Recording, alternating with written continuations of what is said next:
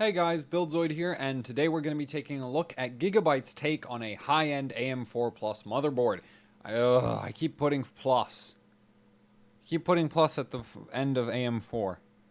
Because I'm so used to saying AM3 Plus. So the moment I say AM number, automatically say plus. I mean AM4.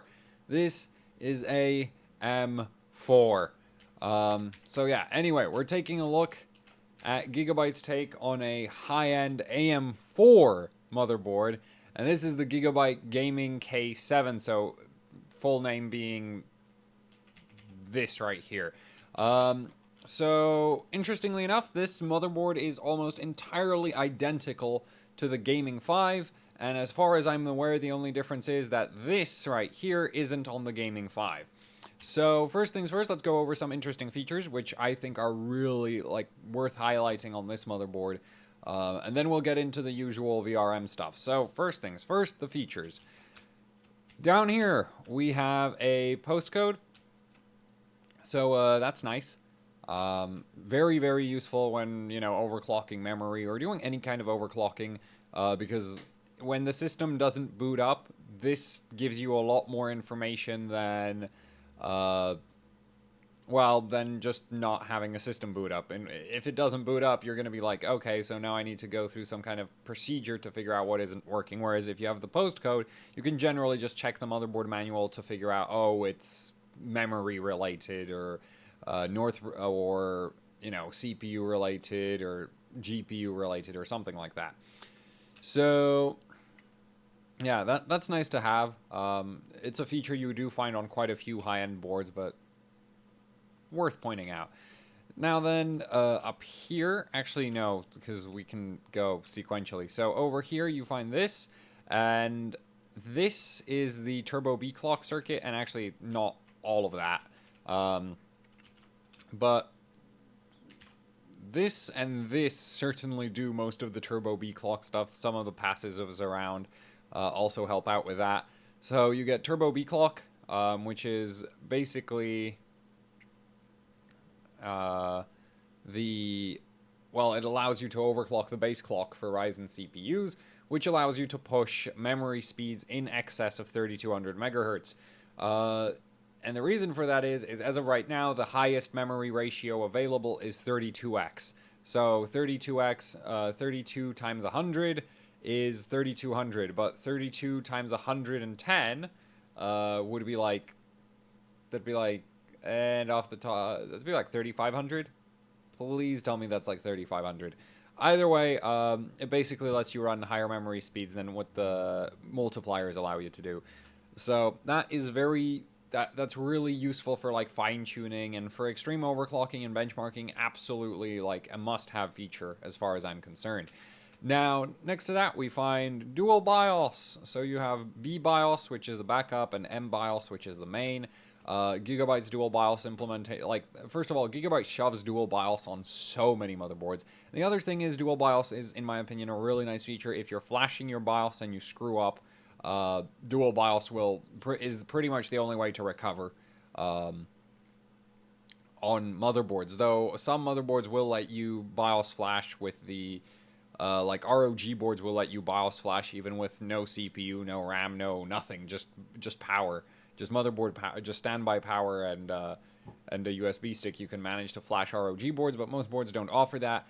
And really, it's better to just have dual BIOS because this recovers so much easier. You don't have to do anything. If one of the BIOSes is corrupted, Gigabyte motherboards will automatically restore the backup BIOS, restore the main BIOS from the backup.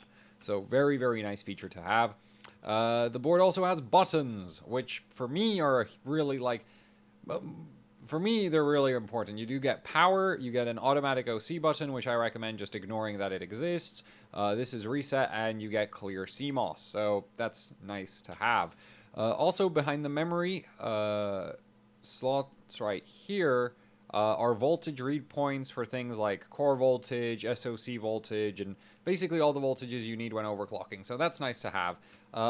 Really, the only thing I would have liked Gigabyte to do was take this postcode display and put it right here, because if I have this motherboard on a test bench and I have it oriented in some, so that I have access to the buttons, then it's probably going to be at an angle in which seeing the postcode is going to be really, really annoying. So, yeah, not the most convenient layout in terms of features, but at least they're there. That's a lot better than a lot of other motherboards. One other interesting sort of thought I had is these memory slots have these LED strips in between them. I really wonder how that impacts, like, insulation for liquid nitrogen. I honestly think this would be a horrific liability. If you're running liquid nitrogen on, like, your CPU and the cold travels into the memory slots, which with Ryzen, I can very much see that happening, because Ryzen should be exactly the same as AM3 Plus. Well, not exactly the same. Ryzen is a lot finickier, but it still has no cold bug, and it has an even bigger socket with more pins, so it should transfer the cooling of the liquid nitrogen should actually travel through the motherboard better. And I could really see that, like, that could really cause condensation issues in the memory area if you're running liquid nitrogen. And somehow those LED strips don't see, like, I kind of think those could end up being a problem, because you can't exactly insulate them, but depends. Like, if there's air in there and condensation builds up, yeah, that's not going to be pleasant to deal with. So, yeah. But now then, that sort of covers the thingies around the board I wanted to cover. Now let's get on to the VRMs. So, this right here is, of course, the V-Core VRM. So that's V-Core. Then up here we find the SoC VRM. Actually, I highlighted that wrong. It should be like that. And then next to that, both of those are controlled by this chip. And then down over here, we find the memory VRM. I'm not going to highlight any of the other, like, there's a lot more than this on the motherboard. Like, I suspect this is VPP. These are VRMs. These are obviously VRMs. I'm just not sure what they're for. The chipset has its own VRM, which I suspect is this thing right here, and not, again, entirely sure how that's laid out. But we're going to ignore those because those are minor and they don't really affect overclocking at all. So we're going to ignore them. So then let's look at the important ones. V-Core and SoC. Both of them are controlled by this chip, and that is the IR352201. And this thing is capable of running in 8+0, 7+1, and 6+2 phase mode. Here it is running in 6+2 phase with doubling on the +2. So effectively what you have is a 6 plus 2 times 2. And this is using actual doublers. It's not some weird trick where they shove two phases worth of components onto one PWM signal. So the 2 times 2 is, of course, the SoC, as we do have doubler ICs right here. And then, 1, 2, 3, 4 inductors, along with 1, 2, 3, 4 power stages. The V-Core VRM is just running direct 6 PWM signals. So we have 1, 2, 3, 4, 5, 6 inductors, and of course 6 power stages for them. Now there's no driver ICs anywhere on this anywhere in the V-Core or the SoC VRM, because both the SoC and V-Core VRM use international rectifier power IR stages, and they use IR3553s. So these things right here. And these are special because they pretty much... these are basically VRM phases in a chip. That's the easy way to think about them. They integrate the driver, the high side MOSFET, the low side MOSFET, as well as some extra control logic all into one chip. And that actually makes them really, really not like... there's cost-saving benefits, efficiency benefits, and they also do get slightly better voltage regulation, because they can do some things that you otherwise need to specifically design them, require some extra design work on a motherboard using discrete MOSFETs. I have no idea what's happening with my voice today. It's not like I've abused it that much or used it, so sorry about sounding I have no idea. It's just get used to it. So, sometimes I'll sound like this. It's not. I'm not losing it. It's just, yeah, that. So, yeah, these are IR3553s, and so they integrate everything. And the problem is, it's actually really hard to get. Like, I can't rate these the same way I do all my other ratings. But the datasheet does, of course, specify their power capabilities, and these are spec'd to do 40 amps continuous, while dissipating about, what was it, 9 watts of heat. However, the conditions under which it can do 40 amps continuous with 9 watts of heat output are 25 degrees ambient, which this is a special testing condition. 25 degrees ambient is not the same as, like, basically, 25 degrees ambient is the MOSFET's in a box. Well, the power stage is put in a box. The air inside the box is at 25 degrees. And that's it, really. There's no fans. There's no airflow. There's nothing. The MOSFET, though, actually, there will be, like, it will be mounted on a PCB, and they usually go, you know, they overspec the PCB, so the PCB starts acting more like there's more copper in the PCB and there's more layers in it, so it acts more like a heat sink. That's something a lot of people don't realize about soldering, like, on GPUs and stuff, is like when you're soldering ground planes and V-core, those things are really, like, massive heat sinks. So basically they use that to slightly, like, basically get lower operating temperature for the component. Now, typically 25 degrees ambient ratings are about equal to 125, well, are slightly worse thermal conditions than 125 degrees case ratings, which is what I usually do. So, you know, it's about equal to the usual 125 CI rate at. The switching frequency that this rating is done at is 400 kilohertz. So this is actually a lower switching frequency than what you see on, like, the Tai Chi and the Crosshair 6 Hero, which both use the CSD something 8, 7. I'm really not sure. I keep mixing up if it's 7350 or if it's 3750. Either way, those, you can go watch the Tai Chi video. I get it right in that.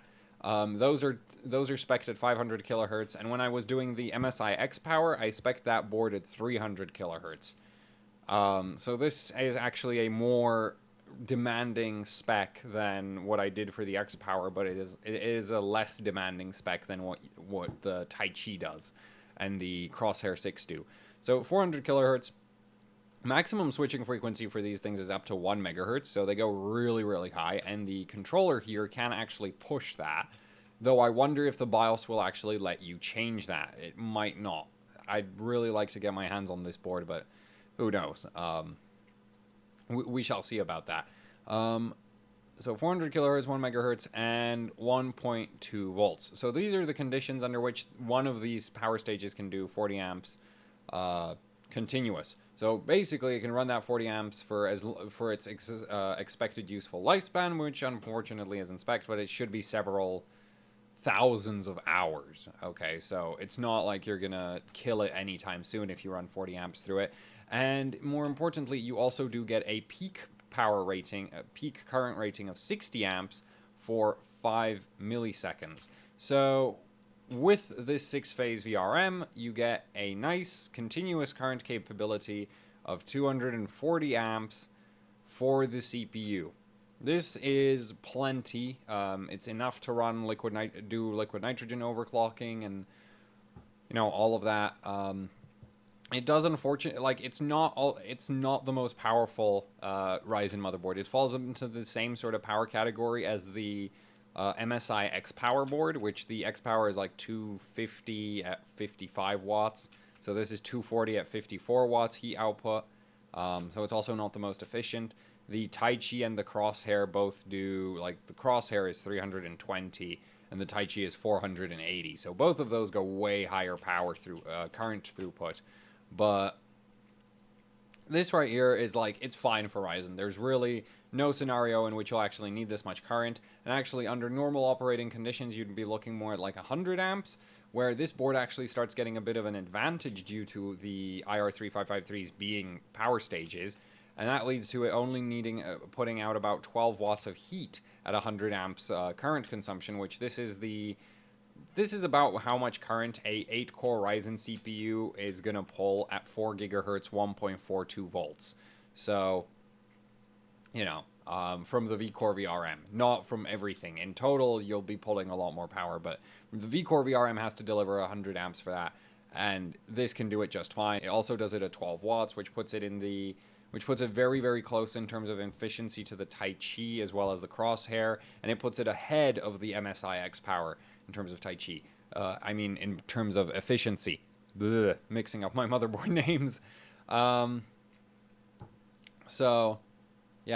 actually, this might end up being the most efficient VRM, because when I did the Tai Chi and the Crosshair 6, I do not factor in the driver losses. Whereas these power stages, being power stages, that rating includes driver losses.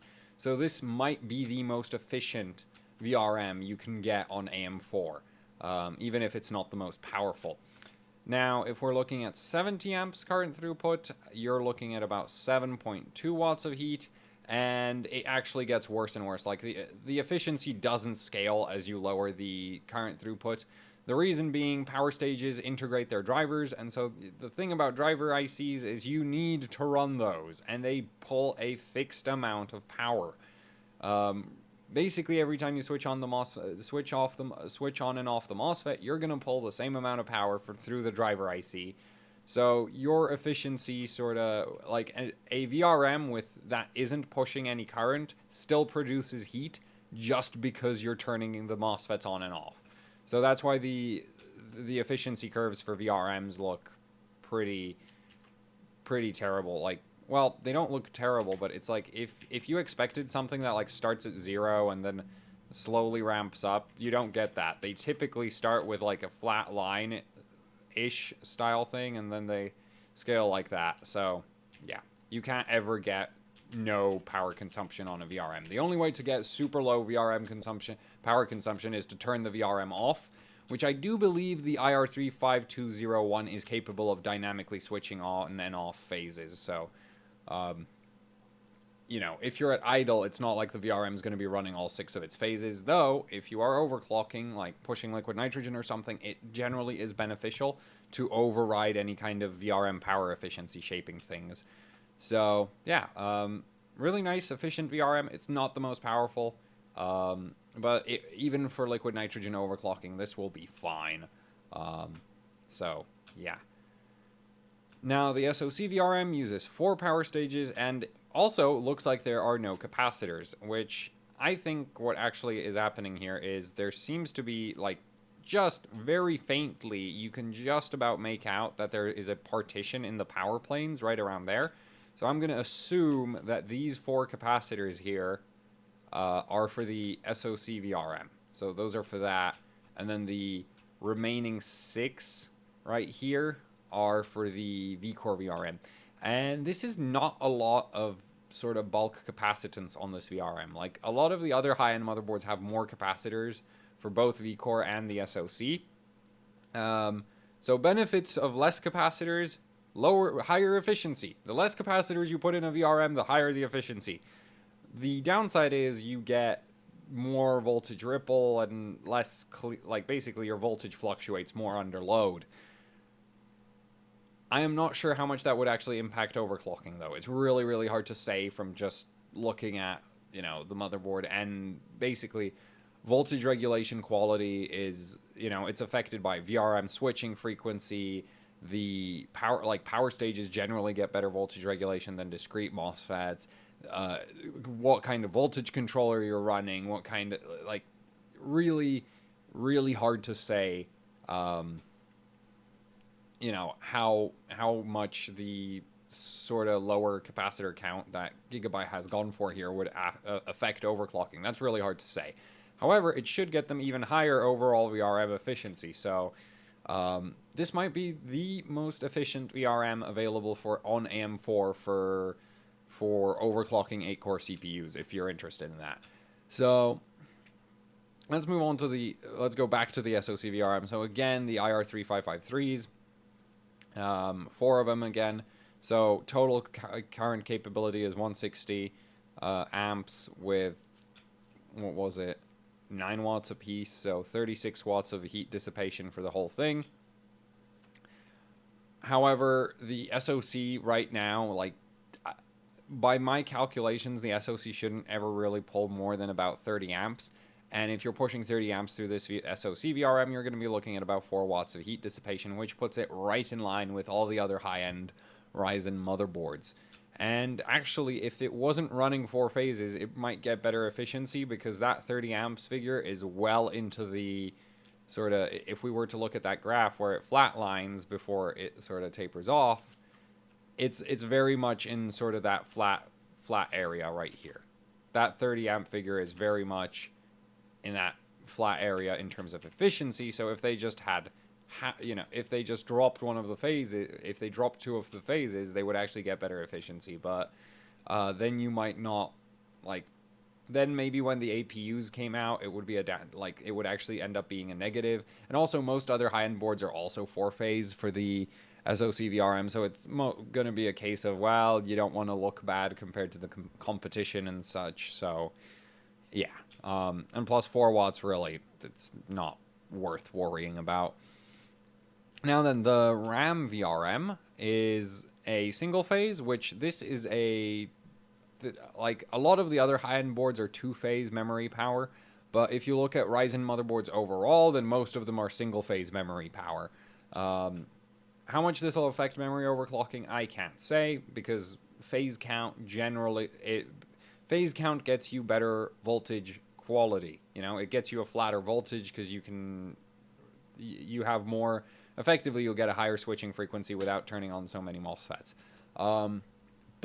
And you also get the whole smaller current spikes and that kind of thing. So more phases just gets you better voltage regulation. However, I'm not sure how much that would impact memory overclocking, as DDR4 is very low power. And honestly, I think your memory overclocking is going to be more affected by, like, the BIOS and the memory ICs you use than the VRM on the motherboard. Especially in this case, because Ryzen can't push ridiculously high memory frequencies. I think the highest so far has been like 3800 megahertz. So, it's not like this VRM has to deal with a huge amount of load.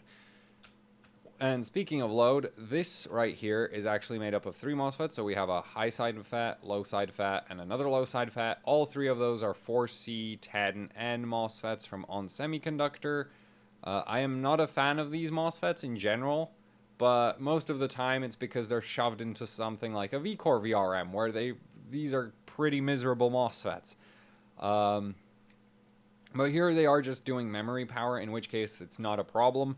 The absolute maximum throughput for the memory VRM here, assuming 1.45 volts, 300 kilohertz, 125 degrees centigrade operating temperature.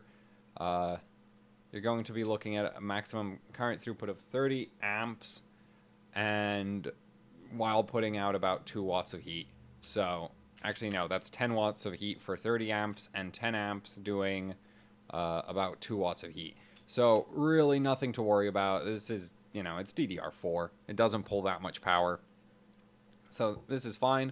In terms of voltages, what you would want to run, 1.45 volts is what I rate at, but AMD says it's fine to run 1.5 volts daily, so you can run 1.5 volts daily.